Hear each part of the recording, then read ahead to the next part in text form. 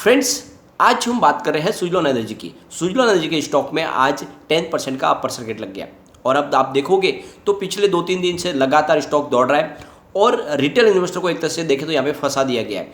निचले लेवल पे स्टॉक गया, काफ़ी लोगों ने अपने वहाँ पे लॉस बुक कर लिया और आप देखो कम समय में स्टॉक तो 9.5 तक आ गया। और ये बात मैंने आपको उसी समय कही थी जब इसका रिजल्ट आया था कि रिजल्ट में बहुत सारी पॉजिटिव बातें जिनको आप अच्छे से समझें, इन बातों को नज़रअंदाज न करें। और मैंने कहा था कि इसमें आप अपने शेयरों को होल्ड करके रखें। देखिए बहुत ही कम समय में स्टॉक फिर से 9.5 तक पहुंच गया है और मुझे लगता है कि स्टॉक अपनी पुराने हाई के आसपास जल्दी ही पहुंच सकता है। यहाँ पे तेजी के पीछे सबसे बड़ी वजह है बड़े फंड हाउस की बहुत एग्रेसिव तरीके से खरीदारी। पिछले 2-3 दिन से लगातार खरीदारी हो रही है। आज भी सुबह सुबह तो खरीदारी नहीं हुई, लेकिन दोपहर के बाद में आप देखोगे तो बहुत ही ज़बरदस्त बड़ी खरीदारी हुई है और जिसकी वजह से यहाँ पे सीधा अपर सर्किट लग गया। तो यहाँ पे क्या संभावना बन रही है? क्या तेजी ऐसे ही जारी रहने वाली है या फिर वापस प्रॉफिट बुकिंग आएगी? तो बहुत सारी बातें जिनको जानेंगे इस वीडियो के माध्यम से। दूसरी तरफ ग्रीन एनर्जी से संबंधित बहुत बड़ी अपडेट निकल के आ रही है, या यूं कहे तो एक बहुत बड़ी अचीवमेंट है ग्रीन एनर्जी के सेक्टर के लिए, चाहे वो विंड पावर हो या सोलर पावर। तो क्या आने वाले समय में इस सेक्टर में बहुत बड़ी तेजी आने वाली है?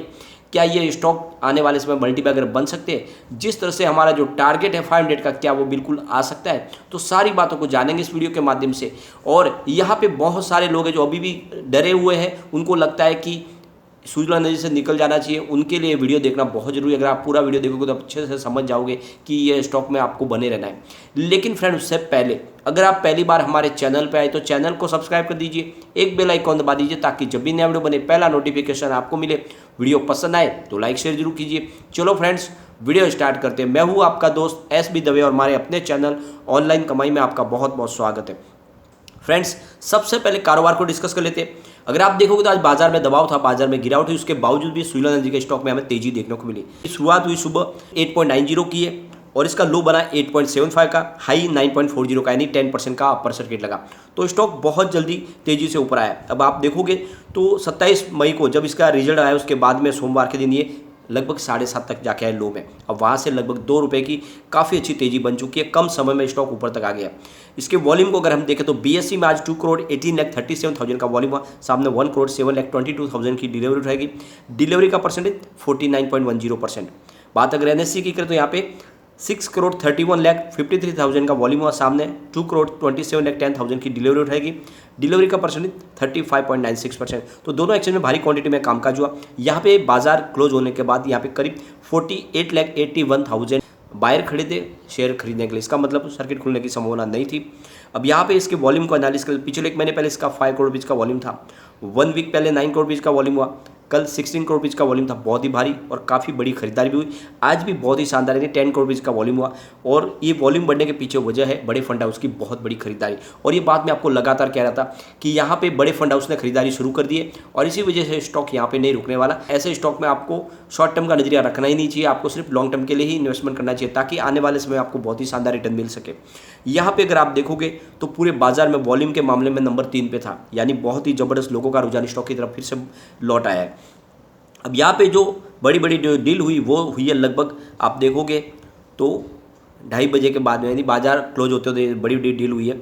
तो आप देखोगे करीब यहाँ पे 2:58 पर करीब 9.35 की प्राइस से यहाँ पे करीब 14,39,000 शेयरों की एक बड़ी डील हुई।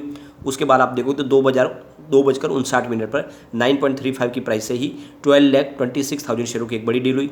फिर उसके बाद में 3:01 पर 9.40 की प्राइस से 14,10,000 शेयरों की एक बड़ी डील हुई और उसके बाद फिर 3:02 पर 9.40 की प्राइस से 35,28,000 शेयरों की एक और बड़ी डील हुई। फिर 3:04 पर यहाँ पे 9.40 की ही प्राइस से 17,23,000 शेयरों की एक और बड़ी डील हुई। फिर उसके बाद में 3:04 पर 9.40 की प्राइस से करीब 19,78,000 शेयरों की बड़ी डील हुई। उसके बाद 3:04 यानी उसी समय 9.40 की प्राइस से 26,23,000 शेयरों की एक और बड़ी डील हुई। फिर 3:05 पर 9.40 की प्राइस से 16,42,000 शेयरों की एक और बड़ी डील हुई। अभी आप देखोगे समय वही का वही है, 2-4-5 मिनट का खेल है और बहुत बड़ी बड़ी डील हुई है। यहाँ पे बड़े फंड हाउस ने बहुत ही ज़बरदस्त खरीदारी की है। फिर 3:05 पर 9.40 की प्राइस से 16,42,000 शेयरों की एक बहुत बड़ी डील हुई। उसके बाद 3:13 पर 10 लाख शेयरों की एक बड़ी डील हुई। अब आप ये देख लो, सिर्फ 5 से 10 मिनट का पूरा खेल था और करोड़ों शेयर उठाएंगे, और ये लिया है सब बड़े फंड हाउस ने। ये बात तो आप समझ रहे हो कि कोई रिटेल इन्वेस्टर इतनी बड़ी खरीदारी नहीं कर सकता। ये जो खरीदारी हुई है ये एफआई की तरफ से हो सकती है, बड़े फंड हाउस की तरफ से हो सकती है, म्यूचुअल फंड की तरफ से हो सकती है। ये आंकड़े हमें आने वाले समय देखने को मिलेंगे, लेकिन जरूर यहाँ पे बड़े फंड हाउस ने बड़ी खरीदारी की है, और इससे एक बात तो समझ में आ रही है कि यहाँ पे आने वाले समय में बड़ी तेजी हमें देखने को मिल सकती है। अगर हम इसके रिटर्न को देखें तो अभी पिछले 5 साल के हिसाब से 51% का नेगेटिव रिटर्न है, और 3 ईयर के हिसाब से 72.48% का पॉजिटिव रिटर्न मिल रहा है। 1 ईयर के हिसाब से 59% की पॉजिटिव रिटर्न है। 3 मंथ के हिसाब से कोई अप डाउन नहीं है, लेकिन 1 मंथ के हिसाब से 6% की गिरावट है। 1 डे के हिसाब से 10% की तेजी है, यानी इसकी सारी गिरावट धीरे धीरे खत्म हो चुकी है। अब यहाँ पे मात्र 6% की गिरावट बाकी है। अगर कल भी इसमें 10% का अपर सर्किट लग जाता है तो स्टॉक पॉजिटिव हो जाएगा। तो इस तरह से आप ये देख लो कि स्टॉक काफ़ी मजबूत है और ये तेज़ी से आगे जा सकता है। फ्रेंड्स, यहाँ पे एक बहुत बड़ी खुशखबरी निकल के आ रही है ग्रीन एनर्जी के सेक्टर के लिए। इस बार ग्रीन एनर्जी, जिसमें विंड पावर और सोलर पावर दोनों का योगदान है, उन्होंने इस बार कमाल कर दिया है। उनका जो पावर की हिस्सेदारी है वो टोटल 14.1% रही है, जबकि अप्रैल महीने में ये 10.2% थी। तो 10.2% से 14.1% तक पहुंच गई है। और अगर आप देखो तो कोल से जो बिजली बनने वाली जो उनकी हिस्सेदारी थी वो 72.4% पे आ गई है, जो इससे पहले अप्रैल में 76.80% थी। तो आप देखोगे कि लगातार जो परंपरागत ऊर्जा है, जो कोल बेस्ड बिजली का उत्पादन है, वो कम हो रहा है और उसकी जगह ले रही है अब ग्रीन एनर्जी। तो ये बहुत ही बड़ा एक अचीवमेंट है। अगर आप देखोगे तो इस बार सिर्फ विंड पावर के माध्यम से जो बिजली का उत्पादन हुआ उसमें 51.1% की ज़बरदस्त बढ़त देखने को मिल रही है मई महीने में। जबकि यहाँ पे अगर आप देखोगे तो सोलर पावर के माध्यम से 37.80% की बढ़त देखने को मिली है। तो दोनों सेक्टर ने इस बार ज़्यादा बिजली का उत्पादन किया है, और ये दोनों का मिला के अगर देखें तो 44.10% की बिजली की ज़्यादा उत्पादन हुई है इस बार। तो आप देखोगे लगातार ग्रीन एनर्जी अपनी जगह बना रही है, और लगातार जो कोल की जो शॉर्टेज है उसको पूरा करने की कोशिश ग्रीन एनर्जी के माध्यम से हो रही है। तो एक बहुत बड़ा अचीवमेंट है। और जिस तरह से लगातार बहुत सारे विंड फार्म बनाए जा रहे हैं, सोलर रूफटॉप के लिए कामकाज किया जा रहा है, अब उसका नतीजा सामने आने लगा है कि वो ज़्यादा से ज़्यादा बिजली उत्पादन होने लगा है ग्रीन एनर्जी के माध्यम से। और जो सरकार का सपना है वो लग रहा है कि बहुत जल्द पूरा हो जाएगा। और जिस तरह से इस बार कमाल का अचीवमेंट हुआ है, यानी बहुत बड़ी बढ़ोतरी है, 44.10% की बढ़त बहुत बड़ी कही जाएगी। तो अब आप आने वाले समय में जो 2030 तक का जो सपना है कि 50% टोटल जो भी इलेक्ट्रिसिटी का कंजम्पशन होगा और जो बिजली का उत्पादन होगा वो ग्रीन एनर्जी के माध्यम से होगा, तो वो लगता है कि वो सपना पूरा हो सकता है। तो इसीलिए ये बहुत बड़ी खुशखबरी सेक्टर के लिए। सरकार का सपना ही है कि सारा का सारा 2070 तक बिल्कुल जीरो कार्बन पॉलिसी में जाना है। तो अब ये सपने को पूरा करेगी सोलर पावर, जिसमें आप देख लो तो हिस्सा विंड पावर का होगा। और विंड पावर के क्षेत्र में सुजलोन एनर्जी नंबर 1 कंपनी, तो इसका फायदा सीधा सुजलोन को मिलने वाला है। अब यहाँ पे सबसे बढ़िया जो सवाल निकल के आ रहा है, जो रिजल्ट में लोगों को इतना डरा दिया गया था कि रिजल्ट बताया बहुत खराब है, लेकिन मैं उस दिन भी आपको रिजल्ट को अच्छे से एनालिसिस करके बताया था कि रिजल्ट में कुछ खराबी नहीं है, इतना कोई खराब रिजल्ट नहीं है। आज उन आंकड़ों को अच्छे से हम फिर से समझेंगे। यहाँ पे अगर आप देखोगे इस बार देखो मार्च 2022 में इनका जो नेट सेल्स है वो 2474.47 करोड़ रुपये निकल कर आया, जबकि पिछले मार्च 2021 में ये 1136 करोड़ रुपये का था। तो यहाँ पे 170.82% की शानदार ईयर ऑन ईयर बेसिस पे हमें बढ़त देखने को मिली। इनकी अदर इनकम देखें तो 4.26 करोड़ रुपये निकल कर आई है, जबकि पिछली बार ये 5.15 करोड़ रुपये थी। तो यहाँ पे 70.28% की गिरावट है। तो अदर इनकम इनकी कुछ कम हुई है। अब टोटल इनकम देखें इनकी तो इस बार 2478.73 करोड़ रुपये निकल कर आई है, जबकि पिछले मार्च में ये 1141.15 करोड़ रुपये थी। तो यहाँ पे 170.21% की ईयर ऑन ईयर बेसिस पे शानदार बढ़त देखने को मिली। तो इनकी टोटल इनकम बढ़ी है। अब बात करें इनके टोटल एक्सपेंसेस की, तो इस बार 2257.85 करोड़ रुपये निकल कर आया, जबकि पिछले साल ये मात्र 941.44 करोड़ रुपये था। तो यहाँ पे इनके खर्च में करीब 139.83% की बड़ी बढ़त हुई है। और ये जो बढ़त हुई है इसकी वजह से ही आपको मेन जो नेट प्रॉफिट में कमी दिखाई दे रही है, वो इसकी वजह यह है कि इनके खर्च में बढ़ोतरी हुई। बाकी ओवरऑल इनकी इनकम बढ़ी है, सेल बढ़ा है। अब ऑपरेटिंग प्रॉफिट की बात करें तो इस बार 220.80 करोड़ रुपये निकल कर आया, जबकि पिछले मार्च क्वार्टर में ये 199.71 करोड़ रुपये था। तो यहाँ पे 10.6% की ईयर ऑन बेसिस पे बढ़त देखने को मिली। तो यहाँ पे अगर आप देखो तो ऑपरेटिंग प्रॉफिट बढ़ा है, इनकी टोटल इनकम बढ़ी है, इनका सेल बढ़ा है, सब कुछ बढ़िया है। सिर्फ जो नेट प्रॉफिट में लॉस आया उसकी वजह है इनका टोटल बढ़ा हुआ एक्सपेंसेज।